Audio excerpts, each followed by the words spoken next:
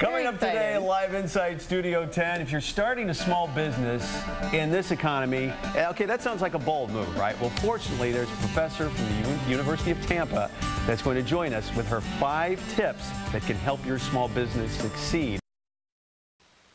And we're back live inside Studio 10. You know, the economy has certainly seen better days, and if you're thinking about starting a small business, wouldn't it be nice to get some advice from someone who knows a thing or two about entrepreneurship? Well, if that's you, boy, are you in luck. Here with her 5 tips for starting a new business is University of Tampa Professor of Entrepreneurship, Dr. Rebecca White. Dr. White, welcome to Studio 10. Thank you. Hey, so just because the economy is down doesn't mean this is a bad time to start a business necessarily. There are some businesses that thrive in a down economy. Absolutely. If you've got a problem, you've got an opportunity. So it's a perfect time to start a business. When we have some tips that we want to address, and the first one you just made reference to, and that is evaluate your opportunity. What does that mean? Well, a lot of people have ideas. Ideas are a dime a dozen. It's really, your first step is to figure out whether or not that idea is actually an opportunity. There are 2 criteria for an idea to be an opportunity. One, does it have a market that's large enough that you can reach, that can support a business? And 2, does it have a margin? And when you're with regard to that, can you produce the product? Can you put all of the cost into making it happen and still make some money? So you've got to identify those 2. Well, then, and once you identify a great opportunity, and it actually is a great opportunity, you have to figure out, well, okay, I've got this opportunity.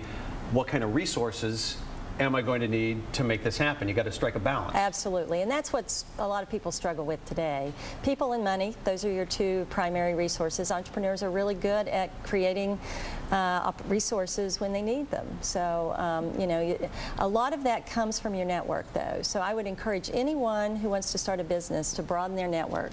Broad, heterogeneous network is what it takes, because you never know who you're going to talk to or where you're going to meet someone that can help you put together the resources you need to start your business. I think a lot of people think, and I know I'm guilty of this, that if you start a business that really all you need is yourself, but you really need more people than that, right? Oh, absolutely. So you need to assemble your team.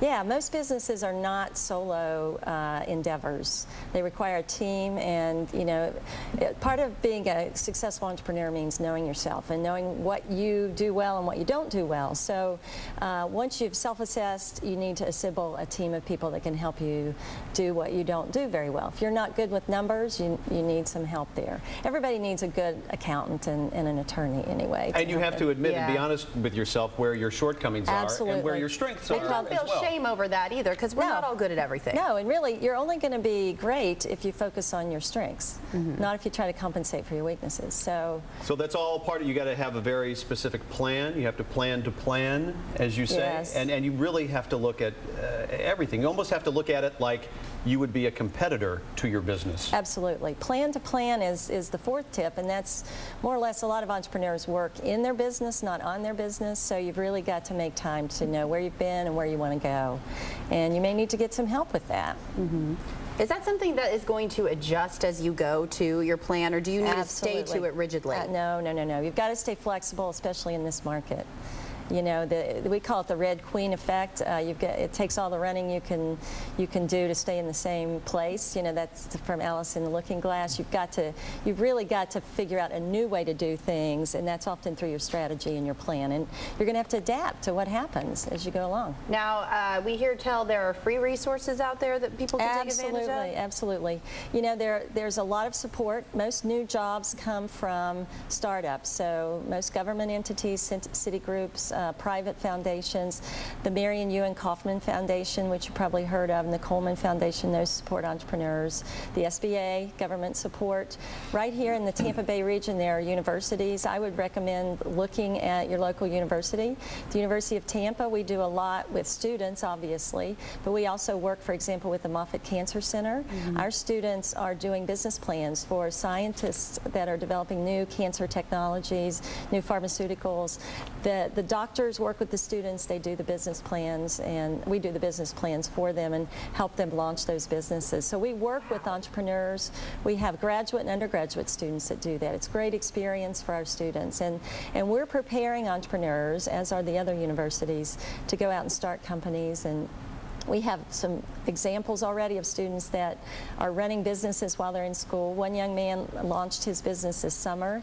It's Better Boo. You might want to check it out, www.betterboo.com. But he's already got 500 users, and it's a really interesting lean startup. And he got some funding by pitching on YouTube. Some folks down in Fort Lauderdale heard about him and put some money in. And so, he's only one of many students we have who are starting businesses. We want to keep them here in Tampa Bay. Now, we always used to hear that the business degree. Yeah, I wish I had two. All I got's this. We always used to hear that the majority of new businesses fail within the first 2 years. I think we've got about 45 seconds left. Has the internet helped change that? Is that still the case, that the majority of new businesses fail? You know, it depends on how you count failure, but a lot of businesses do fail. Yeah. But the internet means you can have a very lean startup. In other words, you don't have to have a lot of money and resources to get started. So.